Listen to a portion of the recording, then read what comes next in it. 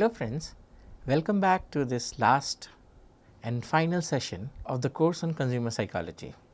Now over the past 19 lectures spanning across 2 weeks, we have been covering the basics of consumer psychology. What I am going to do today in this last 20th lecture, lecture number 20, is review what we did in the early 19 lectures.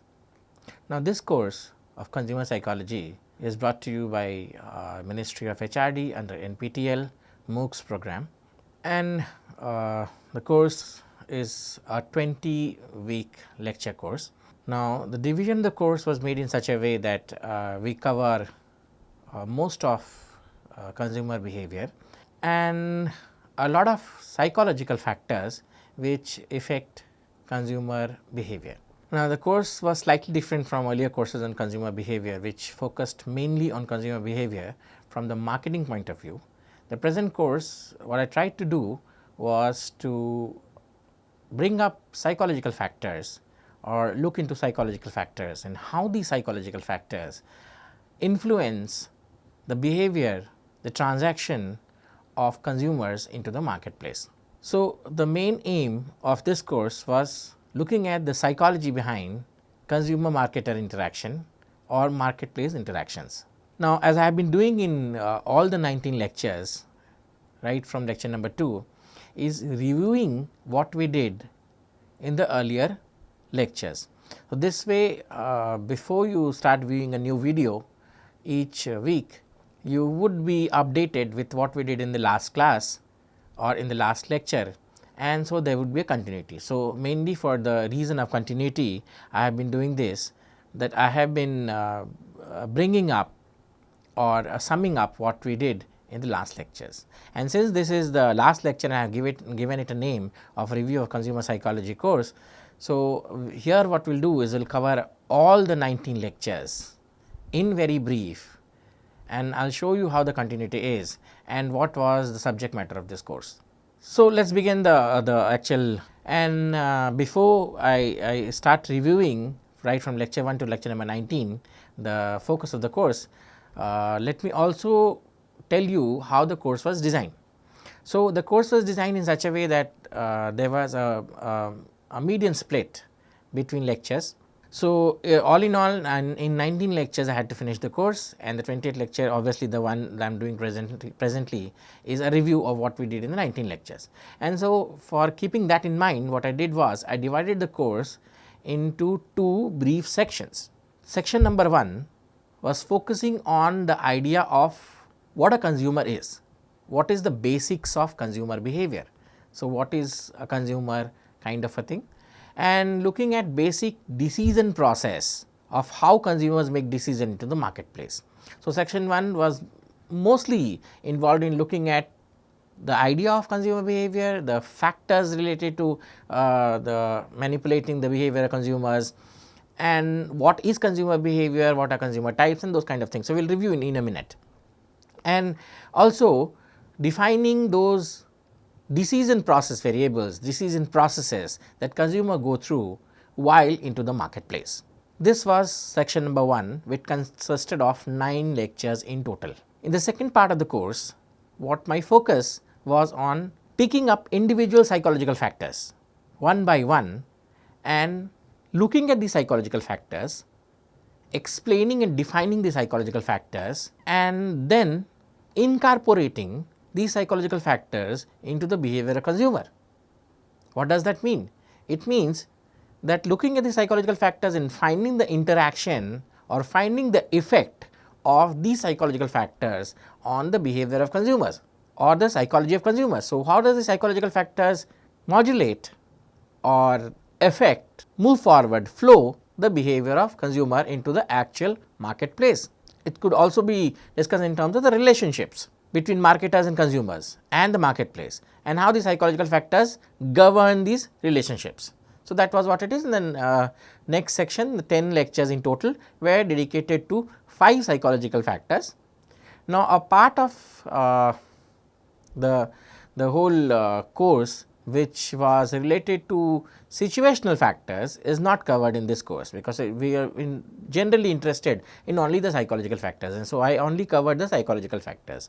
Had we covered the situational factors and social factors as well, the course would have run into 30 lectures and it would be a massive course. But since the idea of this course, the name of this course is review of consumer psychology, we just focused on psychological factors and how the psychological factors affect consumer behavior. So, in total 19 lectures, 1 hour per lecture, so 19 hours, and this is the last lecture, which is the 20th lecture. So, let us start this lecture and start reviewing very briefly or giving you snippets of what we actually did in the past 19 lectures. So, we started off a journey into this idea of consumer psychology with first defining the basics of consumer behavior. What is the basic of consumer behavior? And in there, what we did was, we started by defining different types of consumers or different type of individuals into the marketplace. So, we looked at something called shoppers, we looked at something called buyers, and we look at something called consumers. And what is the difference? So, shoppers are those people who actually shop, right. So, they just go have a look at things and may not buy it. They are into the marketplace for some reason, so they may have a look at things, but may not be interested in buying it. Buyers, on the other hand, actually make the transaction complete, the financial transaction complete. So, shoppers would be people who just go visit the marketplace, see things and may not complete the transaction in terms of buying, but buyers are those people who actually complete the transaction, and the consumers are the people who actually consume. And a good example of this is that if a small child wants a video game, so he is the consumer because he will consume the video game, whereas the parents is the buyer because they do the financial transaction and buy the game, and the small child can also be the shopper because he goes into the marketplace and indicates to the parents what he wants to buy. So, he is a shopper as well as a consumer, but he is not the buyer. Sometimes he is not even the shopper because he writes on a sheet of paper what he wants to buy and gives it to the parent, who goes into the actual marketplace, buys it and brings it to the small child, who is actually the consumer. So, this is the difference that we first looked into. Now, in addition to that, we also looked into something called the total product concept and consumer benefits. So, we looked at what is the total product concept, and you actually look at products, what are it. Now, before going into any details, standard line that I have been using all throughout this lecture is that consumers do not buy products, they buy product benefits. So, they are looking for product benefits, they buy the ease, they buy the utility of a product. And so, what marketers should be actually focusing on, what product manufacturers should actually be focusing on is providing utility, providing benefits, bundle of benefits. So, consumers do not buy things, what they buy is the ease that gets out of those products. And so, that is the bottom line of any consumer behavior. And so, being a good consumer specialist or being a good entrepreneur for that matter is that understanding the consumer and understanding this fact that consumers are looking for benefit. So, coming back to the idea of total product concept, what is the total product concept? So, any product has 4 different rings. Take a watch for example. Now, the 4 rings is, the first ring of the watch is called the core ring, where the watch has a core purpose of telling the time, and that is the core ring. Now, there is an accessory ring. The accessory ring is the additional ring. So, any watch which can tell you time as well as can be used as a stopwatch or can be used as a date function and time function are accessory rings. So, these are additional things. Watches have core purpose or products have core purpose that solve some problem of the consumers. Accessory ring is any additional thing which is associated with the core benefit of a product. And so, telling time and date is an accessory ring or an accessory feature of the product. Then there is a psychological ring, which is the feeling that you get by buying a product. And so, by buying a watch, the heightened feeling of emotion that you get by associating with the product or the watch is basically the accessory ring. And the last is the time dimension. And in the time dimension, what we look at is certain time features are also of importance. For example, when are you going to buy it, and how much time are you investing in buying it, and those kind of features are also important in product buying or product features. So, if a product takes a lot of time for buying, or it takes a lot of time for getting it from somewhere, then the time dimension it fails. So, there are 4 dimensions of a product, and that is what it is. And so, consumer benefits related to a product could be both tangible and intangible. Tangible benefits are that benefits which you can touch. So, things like product form, things like weight, things like usability are tangible forms, and intangible form is the prestige, the social upliftment that you feel, the happiness that you feel after out of product are the intangible benefits. So, there are several benefits which are there. So, I am just reviewing it, and if you go into this chapter or this section that we did, we will look at several benefits and several factors which affect these benefits. The third thing that we looked into this section was market segmentation. So, market segmentation is a policy that marketers use actually to find what the market is like. Now, what is the need of market segmentation? All people are not same. The key to any psychology theory is that individuals are different, people are different, and so if people are different, they would have different wants and needs. And so, if people are different and they have different wants and needs, the basic idea is that everybody would be different from everyone else. Now, if a marketer is looking for covering all markets, it is not possible for him to produce so many goods, and so what they tend to do is to classify people together into meaningful groups, into groups which are alike, and this process of doing or looking at people who are alike and classifying people alike is called market segmentation. Now, the idea of market segmentation says that marketers actually do not segment the market. What they do is, there are people, there are experts, there are companies who actually identify segments in the market, and they sell these segments to product manufacturers. So, marketers do not go and segment the market, then marketers do not go and divide the people into different sections. What they do is they find out these sections, and that is the bottom line of market segmentation. And so, in this we looked at what is market segmentation, how it is done, what are the benefits of it, what are the factors for it, and so on and so forth, several interesting things to be looked at. Next, we look at something called the consumer decision making process, and so in this consumer decision making process, we discuss something called the EKB model, or the Engel, Kalat and Blackwell model.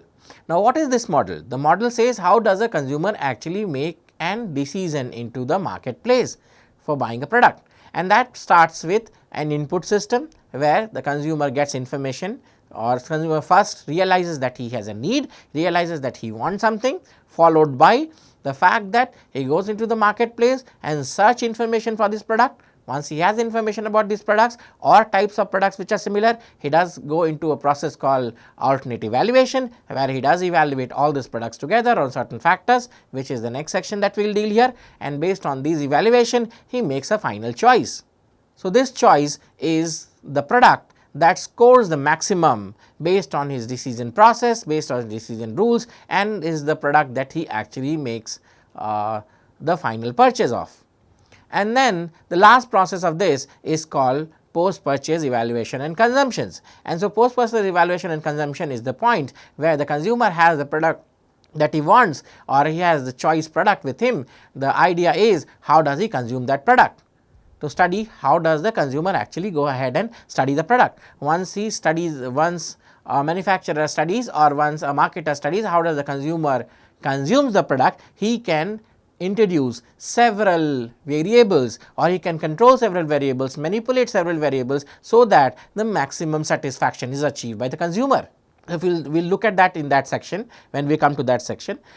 Now, this process of making decisions of what to buy and what not to buy is influenced by several decision variables. And so, what are these decision variables? There are a lot of psychological variables. For example, the variables like mood and emotion, variables like consumer perceptions, variables like learning and memory. All these variables influence the decision process, and that is what we are looking at and we will be studying. So, we looked at in this course the basic model of decision making plus all those consumer variables which affect this decision process, and that is how the formatting of this course was done.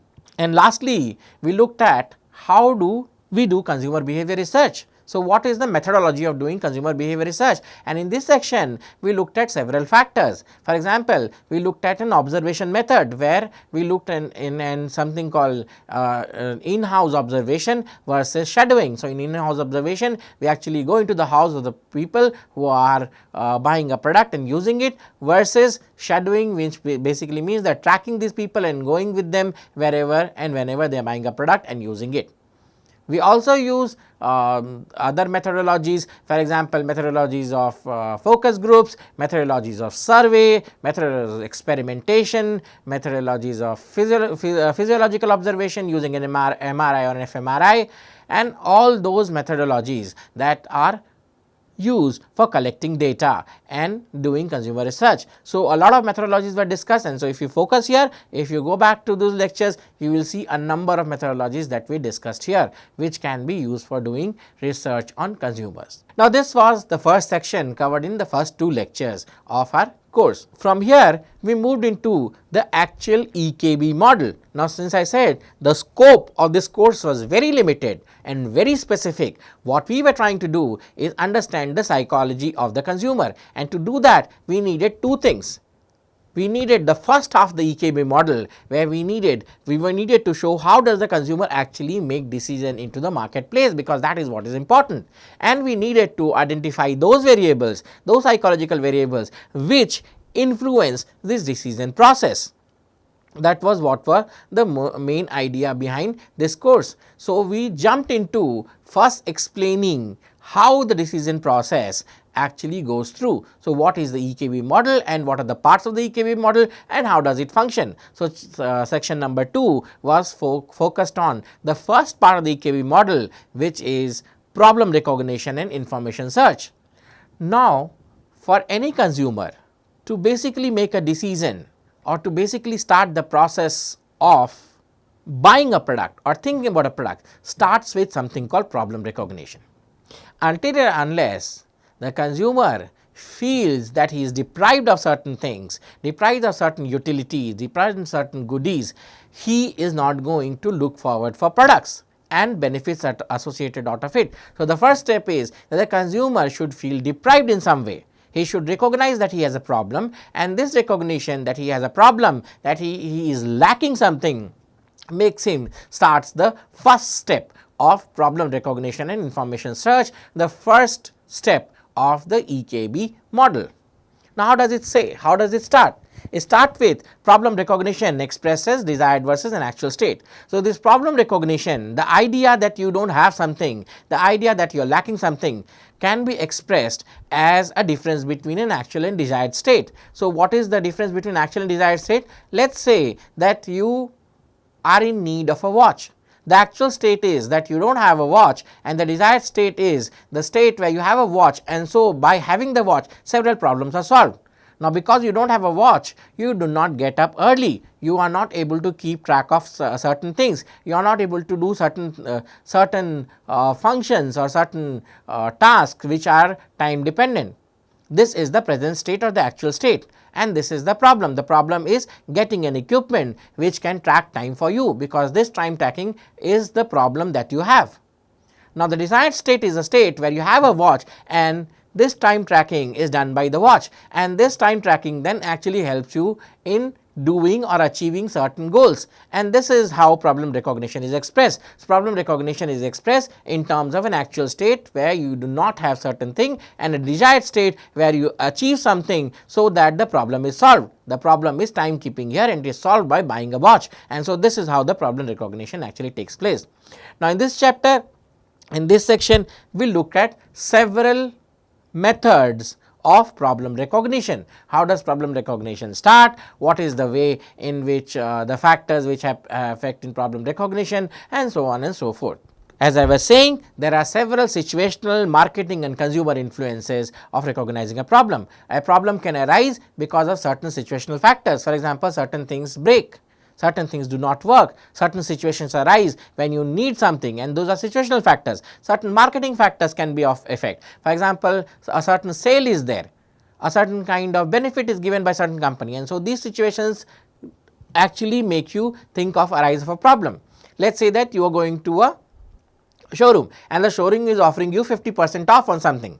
Now, there to start with you do not have a problem, you do not need to buy clothes, but this marketing opportunity, which is the sale, which is giving you benefits right now, which is offering you 4 or on 2 price of 2 or 1 in a 2 in a price of 1, which is 50% off, which basically means that if 100% means 2 objects, 1 free for 1, and that is the marketing influence or marketing situation. Or it could be consumer influences. So, certain consumer influences, for example, certain people have higher motivation or certain people are bound to products or have certain desirability of buying new products, or they are enthusiastic users, and so certain consumer related factors, consumer related influences may actually be responsible for recognition of a problem. So, not only situations, but marketing and consumer variables also affect problem recognition. Now, once the problem is recognized, once you know that there is a problem, once you know that you are not well in the sense that you are not having certain benefits and you want certain benefits from certain products, the second step is information search. You know that you want an equipment for timekeeping underwater. You are a diver and you need to keep time. Now, as you know that divers they can be underwater for certain time only. The reason is that the oxygen cylinder that they carry comprises of nitrogen as well, and so nitrogen oxygen gas mixture is what is filled into the oxygen cylinder. Now, the thing is, this nitrogen oxygen cylinder can only be life supporting for you for certain time, and so these divers need very accurate watches to actually tell them when to surface, because otherwise what will happen, there will be irreparable damages to their lungs, to their breathing system. Now, if I am a diver and I need a watch to time keep, because diving is my profession and so I need a good watch, the idea is that I cannot take any watch which is available. The reason being that most watches have certain limits for this diving. So, what I do is I look at the marketplace, I look at magazines, I look at television advertisements, I talk to friends, I do whole lot of information search about such kind of watches which can give me this kind of a proficiency, which means that timekeeping, so that I will come to know beforehand, before the air runs out or before the air starts being harmful for me, to surface on water. And so, this is what is called information search. So, this information search is basically about the products, what kind of products are available into the market and how do I come to know about these products and what are the benefits of these products, and so on and so forth. Now, the information search can be categorized into 3 different sections. It could be a pre-purchase search, which means that before buying a product, I am going on doing a search about a product and the associated benefit with the product. It could be an ongoing search, where I actually, while the process of buying, while the process of even after I have bought a product, not only before buying a product, where just at the point of using a product and also after purchasing and consuming a product, I am still going on doing searches about better versions of the product, is called an ongoing search. And a post purchase search is a search where betterment or better models of the product is thought about, or of the particular item is looked into. So, once you have brought the product and consumed it, and even if after that you are searching for more information about the product, this is called the post purchase search. So, 3 different kind of search methods. Now, this information search can be both internal and external in nature. Now, what is internal search? Internal searches are those searches where we actually depend upon your memory and past knowledge, because this memory and past knowledge is gathered from using different products and different types of equipments and different types of items which provide you certain benefits. And so, when we are looking into a memory, now in fact most searches start with an internal search. So, you need something, you need a biscuit to eat. The first thing that you do is search your memory for the last eaten biscuit which was something which you liked, and so this is called an internal search. Now, this internal search is basically done by both experts and novice. So, experts are those people who are very proficient with a product and very knowledgeable about a product, and novices are people who know little bit about a product. So, most experts actually depend on internal search. They look at their internal processes, internal feelings, internal memories, and so on and so forth, and that helps them in doing search about products, because they have read, they know, they collected, organized so much information about different products in the marketplace. On the other hand, external information search are those search where we look into the marketplace and collect information from magazines, from marketplace, from salespersons, from sales initiatives, from TV advertisements, from newspaper handlings, from and so many other ways. There is a lot of external search criteria or search strategy. For example, one search strategy is using sets. So, what we do is we create mental sets. Mental sets, a set is a bin where we keep information together, liked information together. So, we have three kind of these sets in our mental internal system: the universal, retrieval and consideration set. The difference is, universal set is the set where everything about every product is stored. Retrieval set is those set which comes to mind when we think about a particular product, a particular type of product, a particular subtype of a product, and consideration set is the set we actually think of buying. So, this set is like bins of information into the mental system. Now, with the use of sets, there are also price and brand reputation and several other ways of actually doing an external search. So, we do search based on country of origin, based on price, based on availability, based on product positioning, and so many other search strategies are there. And so, when you go into this chapter, reading this chapter, you will come to know what I am talking about. The next step is doing alternate evaluation. So, once you have a particular product, or once you know that you have a particular need and you have information about the type of product that you want or the type of product which is available in the market, now several products will be available for the particular need that you have. Your task is to do an alternate evaluation. An alternate evaluation is a process where the strong and weak points of each products are mashed into, and based on that certain products are considered and certain products are thrown out. So, that is what is alternate evaluation. So, how it is done?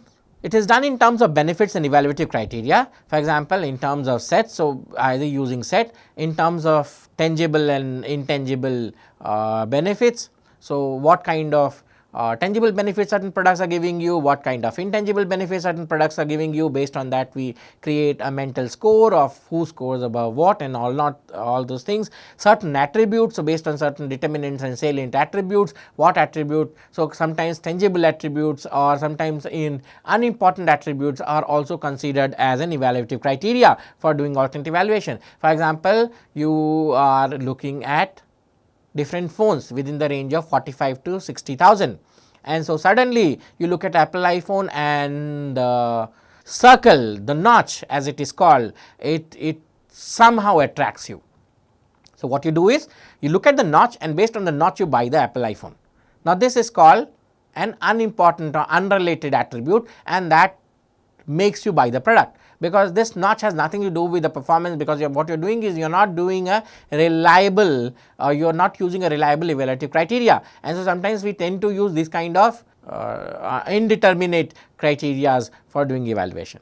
Now, other evaluative criteria for doing alternate evaluation could be in terms of price, which is cheaper, which is not cheaper, which is higher in price. And so, there is a direct relation between price and products, and so the idea is that the more pricey a product is, the more better the product is, the more solid the product is, the more features it will have. And so, that kind of thing is used. Sometimes the country of origin is also used. So, depending on certain countries, a product can be classified in terms of the country of origin. For example, cars which are made up out of Germany, they are believed to be more sturdy, they are believed to be more long working, they are believed to be more mechanically advanced, because that is a country which is known for its cars, and that is why the Volkswagen is known as the car. Or in terms of looking at Japan, so Japan also has this idea of products which are more technically advanced, electronically advanced. So, products come from Japan, they are more technically advanced. Looking at US, these are products which are more sturdy, more quality assessed and more quality like, and products from China are known to be more cheaper and more functional in way. So, different countries have different kind of associations with them, and based on them products are positioned or product evaluation is done based on that basis. And so, sometimes brand reputation is also used for doing this kind of an alternate evaluation. For example, certain brands score higher than other brands. Nike will score obviously higher than Lotto as a shoe company, or Samsung is a middle class or a middle layer company manufacturing electronic items in comparison to let us say Sony or some other good company, or higher is so much mediocre company, a Chinese company which makes electronic products, and compared to Samsung or Sony, it lies at a bottom level. So, that kind of a brand reputation is also used. Now, there are certain consumer decision rules. These decision rules are used by consumers for making alternate evaluation. When they are choosing between products, certain kind of consumer decision rules are used. For example, there are certain compensatory and there are certain non-compensatory decision rules. Now, what is the difference? Compensatory rules are those rules where the weakness of a product is traded off by its strength. So, the weakness can actually trade off the strength, and so this can be balanced. On the other hand, non-compensatory decision making is where the weakness cannot be traded off for its strength, and so this kind of interchange cannot be done. And so, within the compensatory and non-compensatory, within the compensatory you have the compensatory, non-compensatory, you have the additive rule, lexicographic rule, you have the weighted average rule, you have so many rules which are there. When you go back into this section, you will look into it and you will identify certain kind of rules which are there, which have been used for making compensatory and non-compensatory methods of alternate evaluation. And there are so in addition to these compensatory and non-compensatory rules, there are certain decision heuristics. So, heuristics are shortcuts. So, certain heuristics are also used. For example, price is one heuristic, brand reputation is another heuristic, country of origin is another heuristic, and so these kind of heuristics are also used for making final decisions when you do not do a compensatory and non-compensatory kind of a decision rule. So, products which have higher involvement actually go for compensatory and non-compensatory decision rules. Products which does not have that much risk and price, they actually are chosen, or alternate evaluation is done in terms of decision heuristics. Now, within that we have also defined something called planned and unplanned purchase. So, planned purchases are those purchases for which the consumer has made a planning, and so there are some simply planned and some other sorts of planning which can be taken in. And unplanned purchases also there. For example, there could be in the moment kind of a purchase, or aesthetic hedonic value purchases, or pure impulse purchases. Within the planned, you have generally planned, you have specifically planned, and so there are several types of purchases which are there, and depending on these purchases, the different kind of evaluation rule is used for making the final choice. Now, the choice can be in terms of a brand, in terms of an outlet, and so this brand and outlet choice is dependent on a number of factors. For example, it can be dependent on situational factors, marketing factors, it could be dependent on so many other factors which decide which particular brand are you going to choose. From alternate evaluation, you will have one winner or two winners, and from that you will actually choose which particular brand to buy and which particular outlet to go to. Now, then there are within this section we also looked at what is shopping and why do we shop. And so, the reason that I provided there was the need for shopping comes from the idea that we have certain personal motives, we have certain social motives, and we have certain hedonic motives. The personal motives could be people would feel enthusiastic by going into the marketplace. Social motives could be, it could be people would want to meet other people, to communicate, to go out, to have a better social life, and those can be the reasons. And hedonic motive is pure impulse kind of a thing, certain brightness that you get, certain kind of aesthetic value, and that could be the reason why you shop. The last section the last chapter in this section was post purchase and consumption. Now, given the fact that we have purchased a particular item, we have made a final choice of a particular item, we actually go ahead and consume that particular product. And so, that is called product consumption, and after this product consumption, a post purchase evaluation of the product is done. So, we started this section by looking at what is consumption situations. What is consumption situation? What type of consumption situations are there? So, what is the consumption situation? Consumption situation is the context in which somebody is consuming, and this consumption situation is socially influenced, is influenced by individual factors, social factors, market factors, and so many other factors. So, what type of product are we using? What type of product are we consuming? Where are we consuming? What is the time that we are consuming into, and how are we consuming? All those comprises something called the consumption situation. And there are different types of consumption. For example, there is something called ritualistic consumption, in which, for example, think about marriages and death.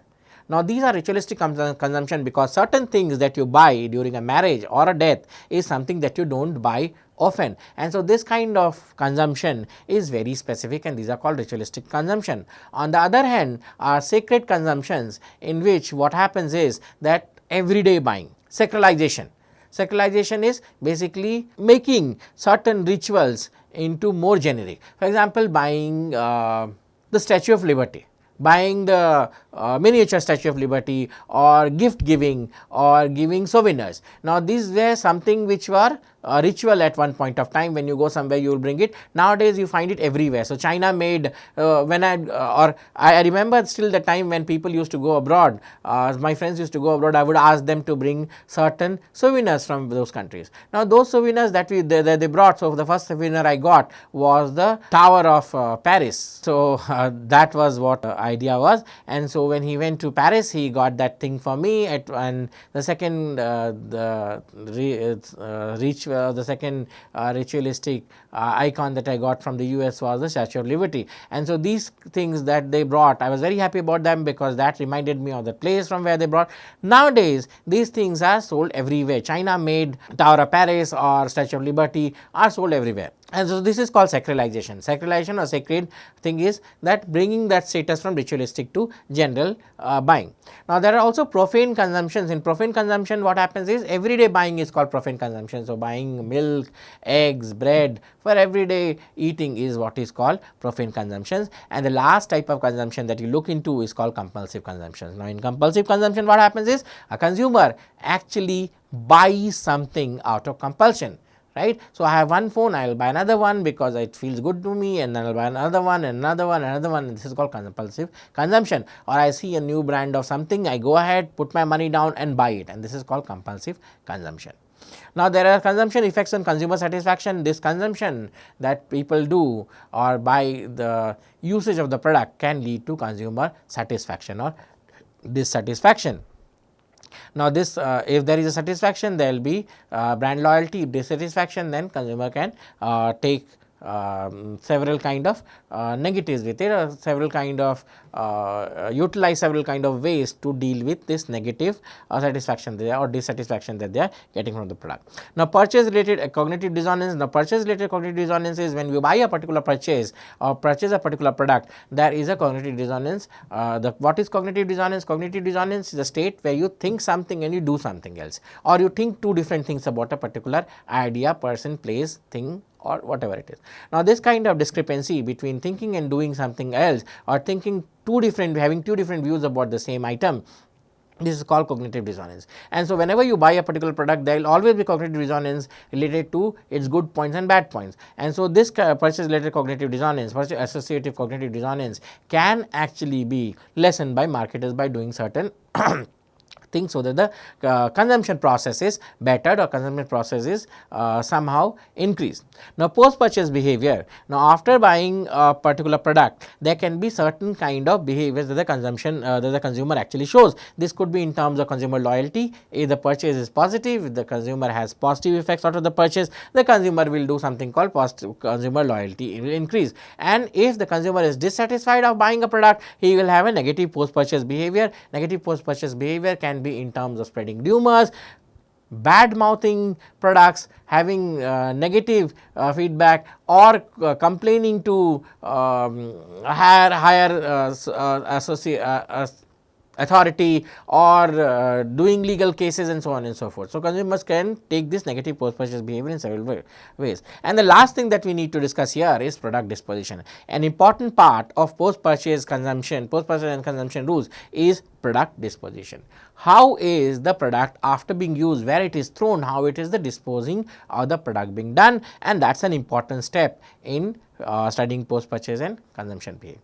So, this marks the end of section 1 of our course on consumer behavior, where we not only looked at what is consumer behavior, we also looked at the decision process that goes through in identifying a particular product or deciding which product to buy and making a final choice and actually using it.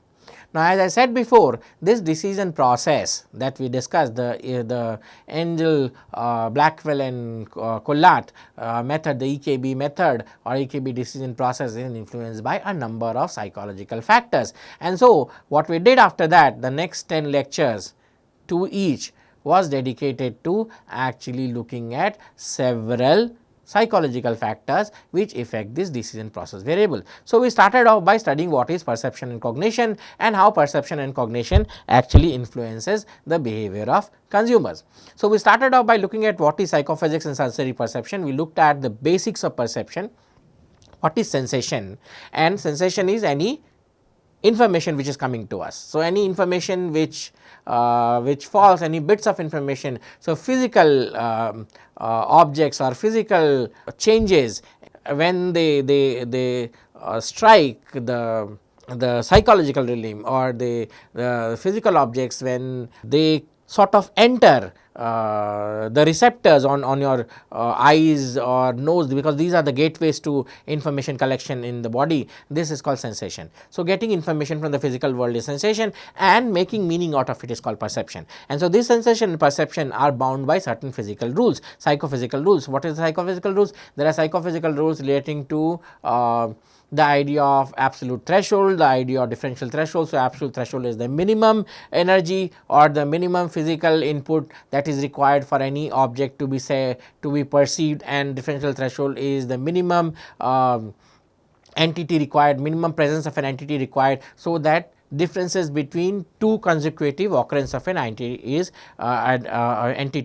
identified. So, that is called differential threshold. And then we also discussed on something called Weber's law, that is the law which describes how a change in a stimulus is perceived as a ratio of change in the standard stimulus. So, that was what was Weber's law, and we looked into those things. We also looked into something called sensory perception. So, how does this sensory perception takes place? So, all these idea of absolute threshold, differential threshold and psychophysics is internal to the subject, to the consumer, but then there are certain external factors within the environment which also decides the perception and cognition. And so, these factors are color, taste, smell, form and gestalt, and so on, so many other things which are there, and so we looked into those factors also.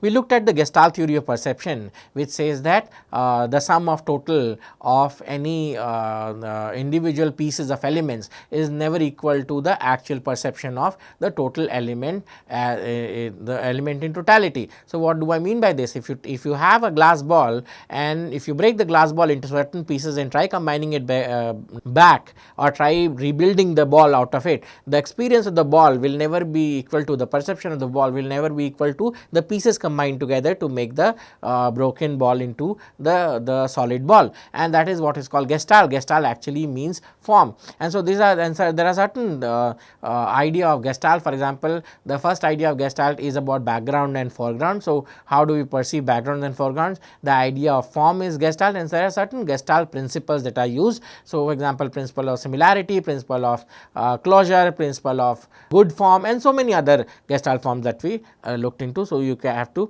be actually looking into those. Then we looked at perceptions and cognitions. How does perception influence cognition? So, whenever an information is taken in, so as I defined, perception is a method of taking in sensations and making meaning out of it. So, once we make meaning out of it, these meaning has to be organized into the human memory, and this process of categorization or organization of meaning into the human memory is called cognitions. So, consumer categorization and consumer attribution. Consumer categorization is the process where the consumer takes in information from marketplace and categorize them into similar informations into the human memory, or categorizes, or what he does is takes in similar information and club them together. This is called consumer categorization. And consumer attribution is giving meaning or giving reasoning to a particular action that has happened. So, if the machine fails, giving it a meaning of why it failed is what is called consumer attribution.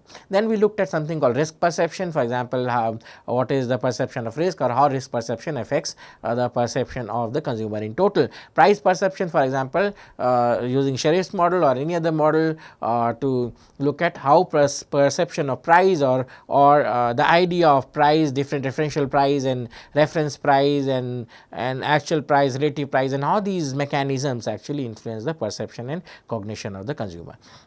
So, that was the section on consumer learning, consumer perception and cognition, and how these variables actually influence the behavior of the consumer. The next section we discussed about memory and learning and these psychological factors, and how these psychological factors actually influence the behavior of the consumer or the transaction of consumer into the marketplace. And so, we started off by defining what is human memory. So, basically human memory is a place, or is a juncture, or is a box where everything is stored. And so, this storing is influenced by perception and categorization. So, categorization is the process through which this incoming information and the meaning will have been extracted from this incoming information, how they are stored. So, human memory, generally speaking, is a three-part process. It starts with encoding, storage and retrieval. So, those whole three systems is called human memory, and this human memory has three steps. There is something called the sensory memory, there is something called the short term memory, and there is something called the long term memory. Each unit has its own attributes and parameters, and these own attributes and parameters is what we discuss in this section, and with and how these parameters and these variables affect the behavior of the consumer into the marketplace.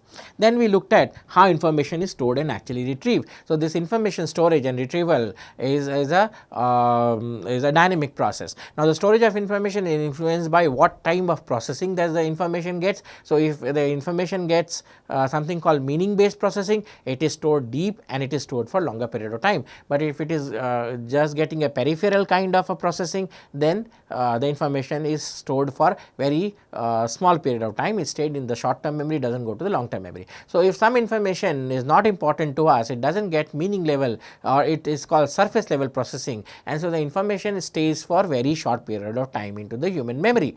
On the other hand, if information is assigned meaning, or it is getting meaningful processing, those kind of information stays in memory for a longer duration of time, or a longer period of time, and so that is how the information is actually stored. And the process of rehearsal and the process of storing is what we looked into here. Now, also information retrieval, the information retrieval is dependent on something called cues, and so this kind of information retrieval, cue based learning, cue based retrieval of information is what we looked at. So, different types of cues, different type of situations, different type of moods and different type of psychological variables affect the retrieval of information. So, that is also something situational versus consumer factors, how these informations are retrieved is what we looked into.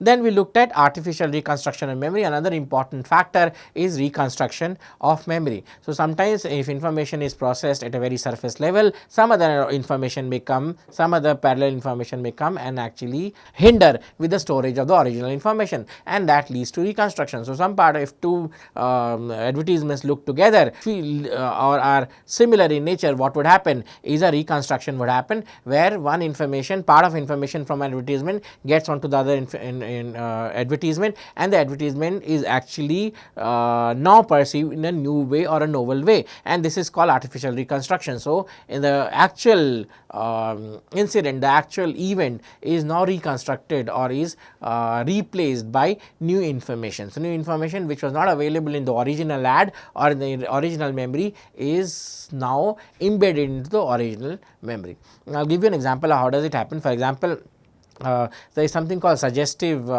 reconstruction. Now, you have often seen movies in which what happens is that if a particular lawyer, criminal lawyer, wants a criminal to remember something, or he wants this criminal to falsely remember something, he does something called suggestive reconstruction. So, he suggests, he gives certain of his own words to this particular, or forces certain of his own words which fits into the schema of this criminal. So, for example, if the criminal says that I saw someone in a dark clothes, then this lawyer would actually say that this dark cloth, do you remember this dark clothes was so dark that it looked brown, almost brown, something, that kind of information. And so, this information in a later retrieval, the criminal will remember the brown color and not the dark color, and this is how suggestive reconstruction happens. So, what happens is the original information which was dark clothes is now replaced by brown clothes, which is actually dark in nature, because the schema says that there is a dark cloth, brown is a dark color, and so they merge together by suggestive reconstruction. So, the person now remembers a dark brown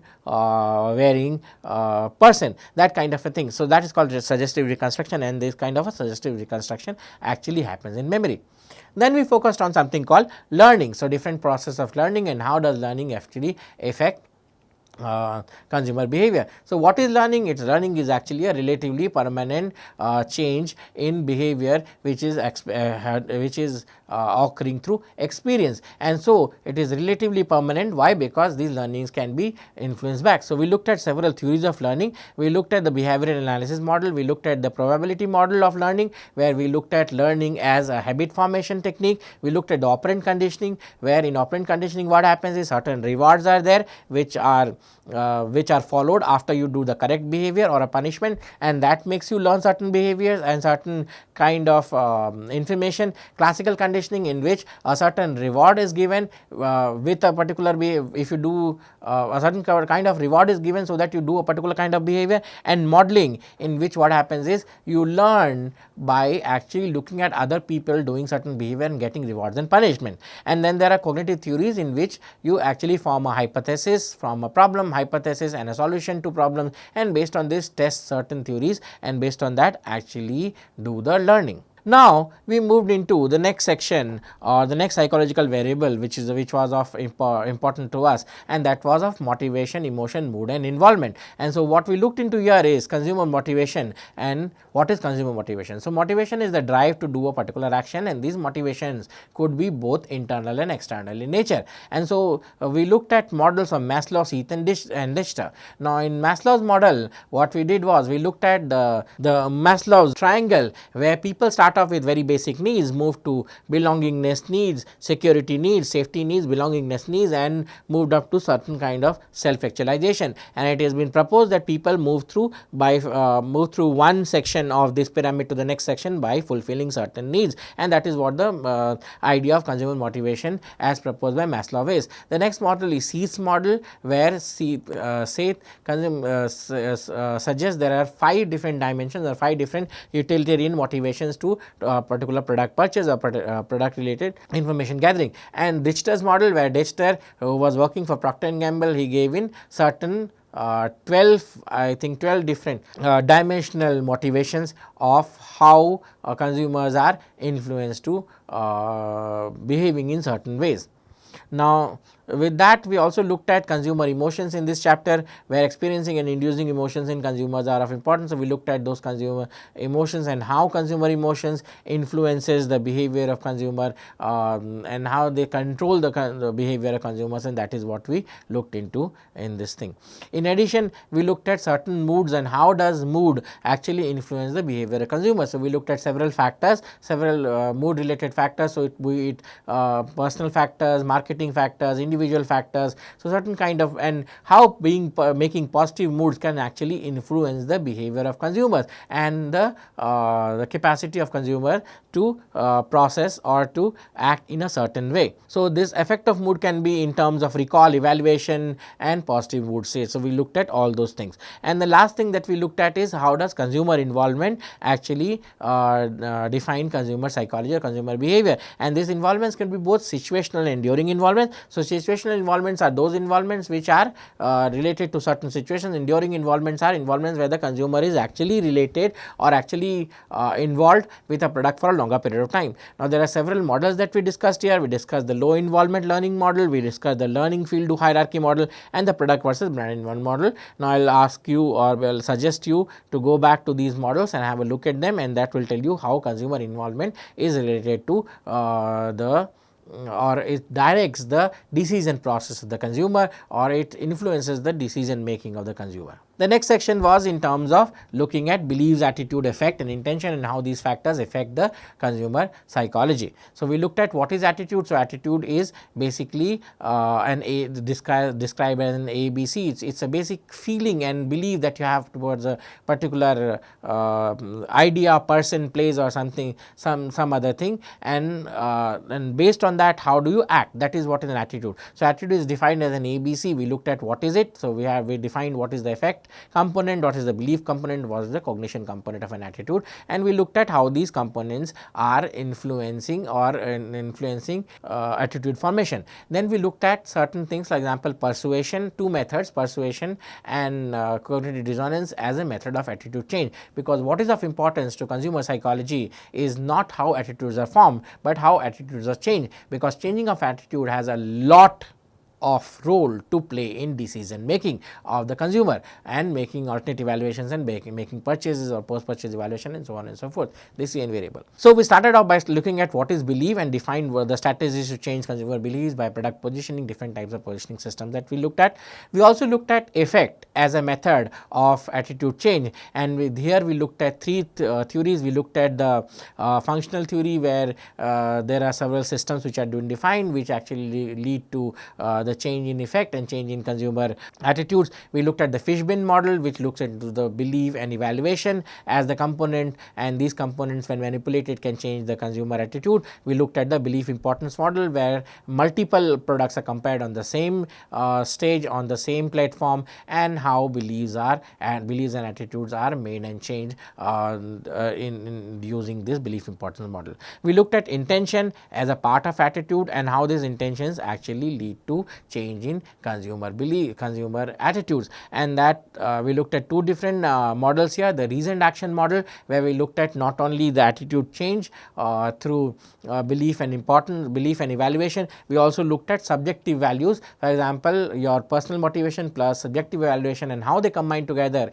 to making you make an intention change towards buying a particular product. We also looked at theory of trying. So, on certain situations this intention theory does not work, the reasoned action does not work. For example, if the consumption is spread over a long period of time, for example cooking classes and all. So, in those cases, how is the attitude change, or how are consumers made to change their attitude, that has to be studied. So, we looked at the theory of trying, where we looked at the attitude change occurring not only from the attitude towards success, but also attitude toward process and attitude towards the failure. So, all combined together gives us the final attitude towards the product or service, and that leads to that, in addition with the frequency of trying and the recency of trying and the number of times that you have tried, and all those things together actually leads you to forming the right attitude and right attitude change.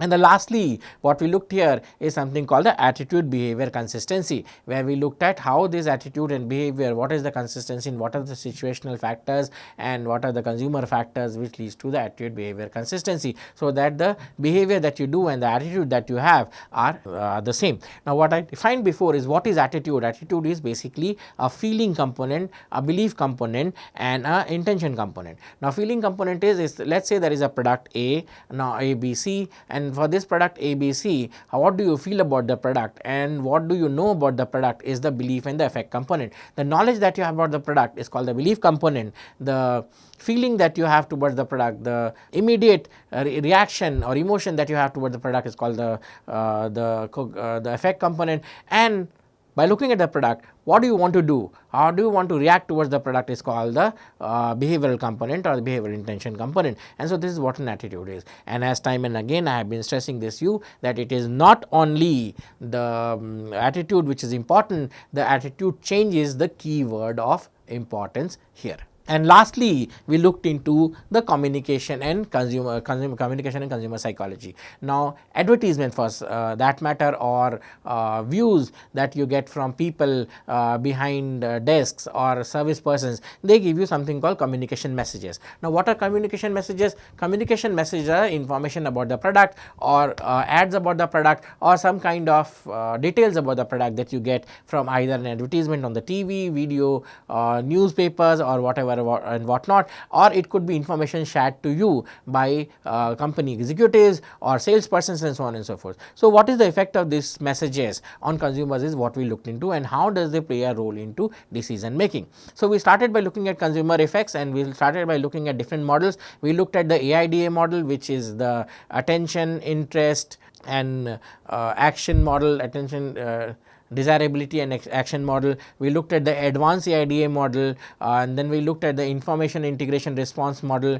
where we looked at two paths to how beliefs and attitudes lead to the final purchase intention. So, there is a path where immediate by looking at a message you form immediate high belief and high attitude effect, and that leads to final purchase intention, or you lead to, or the other path leads to low belief and low effect, then you try the product, then a high belief and high effect comes in, and then you actually try, and then you actually buy the product or develop a purchase intention, buy the product. And so, that is the information integration model. And then there is the extended dual mediation model, which focuses on not only the attitude towards the brand, the attitude towards the advertisement that you are looking at, and the cognition towards that that particular brand, but it also looks at the product, but also towards the brand, and how this attitude towards the brand and attitude towards the product, advertisement or communication message, how they add up to actually leading to the purchase intention. So, we looked at that in the extended dual mediation model.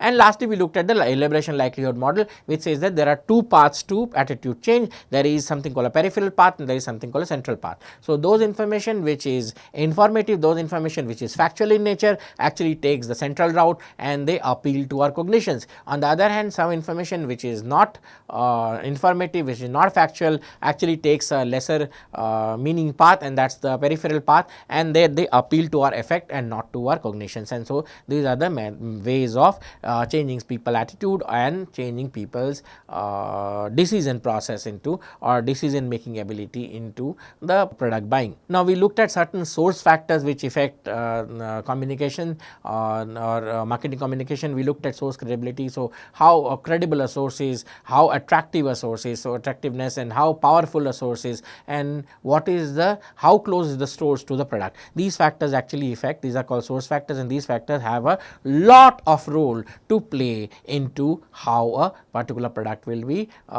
looked at, a particular product will be perceived, or a particular particular messages is perceived by the consumer. Now, there are also message factors, for example, the tone of the message, the content of the message, and the execution of the message. Tone of the message is how it is spoken, what is the flexibility of it, the content, what is contained into the message, what type of information is contained, what kind of appeal is being used, whether it is a humor appeal, a sex appeal, some other kind of emotional appeal, what kind of, or a factual message. So, what is the content of it and how it is executed, what is the method of execution, it's through a radio, television, high frequency advertising, or whatever method is used, that also plays a lot of role into how the message is perceived. And lastly, we looked at the media category, for example, the media vehicle, the media who is actually taking the ads and information to the people. And so, we looked at category and subcategory, media category and subcategories, for example, television, newspapers, point of sale purchase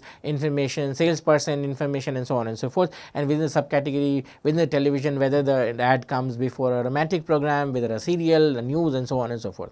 We looked at the vehicle, so what kind of vehicle is being used, whether it is a television, whether it is a newspaper, whether it is something else, and the frequency, how many times a message is being produced and reproduced, and the duration, how long is the message. And so, these media factors are, also have a lot of role to play into how the message is perceived, how the advertisement is perceived by the consumer, remembered by the consumer, and how they play a role into final decision making process. So, this ends the last lecture or the review lecture on consumer psychology. So, what we did in this lecture, again a very brief overview. What we did was we looked at starting with what is consumers behavior, we looked at the several processes of decision making, and we looked at a number of decision variables which are psychological variables, and how these variables interfered or modulated the decision making process of the consumer into the marketplace. Now, these psychological factors have a lot of role into make life easy or the consumer into the actual marketplace